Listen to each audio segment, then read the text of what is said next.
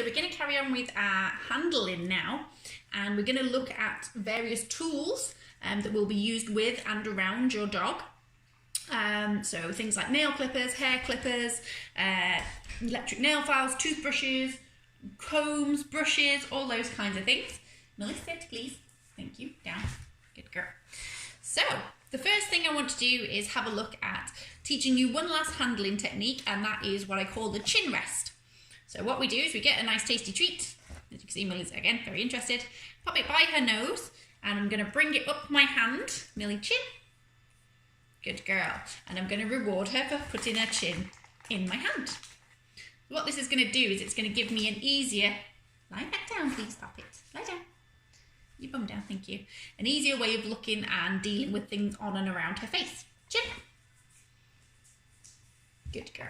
So you just hold it there for longer and longer periods of time, getting them to rest their chin in your hand for longer periods of time before you give them the reward. Now Millie knows this cue quite well. Millie, sit down please, down. Good girl. Wait. Chin. Chin. So she'll hold her chin there for quite a long time. Good girl. Well done. Which then allows me to look at her teeth and things like that. Millie, chin. Good girl. Chin. Thank you. Wait. Wait. Good girl. And I can look at her teeth. Chin. Good girl. Well done. Before she gets a reward. Okay, so tools that are not noisy to start off with. So we'll start off with easy stuff.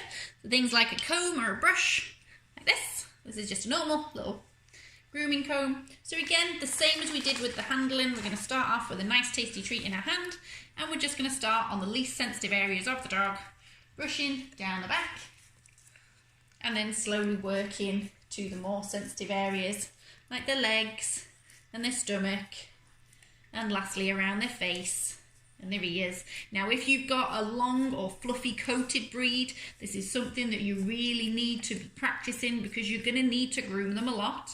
They're going to need to make sure that they're not getting matted, so regular grooming is really important. I'm very lucky with these guys with the coat they have. You know, if they get brushed once, maybe twice a week, that's pretty much all they need. They're really not very demanding in coat care, but some dogs will need brushing every single day. So it's really important to make sure that you practice, make sure you have a positive association with being groomed. Some dogs can get really grabby with the brushes, and that can be one partly down to them seeing it as play, and another bit if sometimes if it pulls or you know pulls at their skin and their fur, if they have got a knot or a mat, then obviously that can make it very uncomfortable for them, and they can feel uncomfortable with the brush. So making sure they're having nice positive associations with being groomed is really, really important, and taking it slowly. And again, same as with the handling with your hands, if they start grabbing at the brush, flicking their heads around, you stop, you make the brush really boring, you hold it still, get their attention back on the treat before you carry on. So it's pretty straightforward. So Bella's just come and lay next to us, and you can see she will let me brush her. I'm not even having to hold a treat out or anything like that, because we practice and because she's quite happy and comfortable with it. So eventually you don't need your treats, but it's just getting them comfortable with the situation. Millie, sit. You sit, please. Sit down. Sit. Thank you. Lie back down. Good girl. You're out of shot now. Hello, Bella. Hello, Bella. So another tool that you can use is a toothbrush. So some dogs, especially as they get older, will need their teeth brushing. So since Bella's right here, we can use Bella to have a look at this one. So again, Bella's very comfortable with me looking in her mouth and touching her face and looking at her teeth. So Millie, please out of the way now. So we're just going to pull her mouth back, and we're just going to give her a little brush. Good girl. And then we reward. So nice and quick, straight away with a little treat. Yes, Millie, do you want the same? So again, we lift Millie's teeth up, lift up to expose her teeth. We give her a little brush, and then we reward. She's trying to eat the toothpaste because she likes the toothpaste, which is not the most helpful thing in the world sometimes. But Millie, sit down, please. Sit. Sit. Wait there. No. Sit. Wait. Stop being greedy. So again, we'll have another little go with Bella. Lift her lip up, brush her teeth, and give her a little reward. So it's little bit reward, little bit reward. Eventually you'll be able to brush their whole mouth and give them the reward at the end. And obviously that's what will happen once you've practiced. But again, initially it's a little bit reward, a little bit reward. Okay.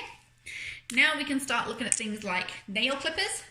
So to start with, it's going to be getting your dog used to having their paw picked up and just having it touched on them and then rewarding. Good girl. So again, a nice quick touch with the clippers and rewarding. Good girl. And the same with belly booper here. Hold the paw, she's upside down. Touch it with the clippers and reward. There we go. So they're nice and comfortable, and you build it up to holding their paw for prolonged periods of time, holding the clippers next to them, rewarding them for being calm and relaxed and not pulling their paws away. As you can see, Millie here is quite happy. I'm not actually going to clip because they only had their claws clipped quite recently, which you can see they're quite nice and neat. Okay. So it's just getting them used to that. Good girl, well done. And again, you do the same with the back feet. Now we start looking at tools that can be a little bit more difficult for them to manage. Noisy tools, so things like electric hair clippers, or you can get electric nail files for your dog's nails these days as well to take the clips off, the sharp off the edge where you've clipped them. So we've got a little electric hair clipper here, and this is also a little electric nail file for dogs as well. You can see Millie's really not bothered by them, she's quite used to them. But we're just going to run you through it. So you can hear them. Yeah, they do make a sound. That sound can be quite scary for dogs. So we want to get them used to them. So initially we're just going to get used to them having it on them. So again, we're going to hold our treat and we're just going to go legs. So we've practiced our leg cue. She knows I'm going to touch her on a leg with it. We're just going to rub it up and down. Good girl, well done. Good girl. Then we're going to turn it on and just have her near it. Good girl. Just so she gets used to the sound. Now, if she was to be unsure and move away, I would turn it off, bring her back with it turned off, reward her, and then we'd start again slowly. But as you can see, she's not really bothered. She's used to this. Good girl. Well done. So once she's used to that, we're then going to turn it on and rub it on her leg. So, legs.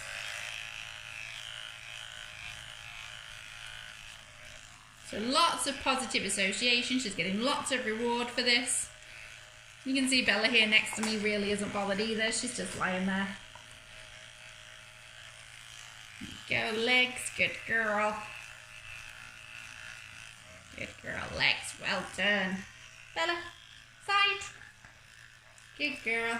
You can give Bella a little rub with it as well. She's not particularly bothered either.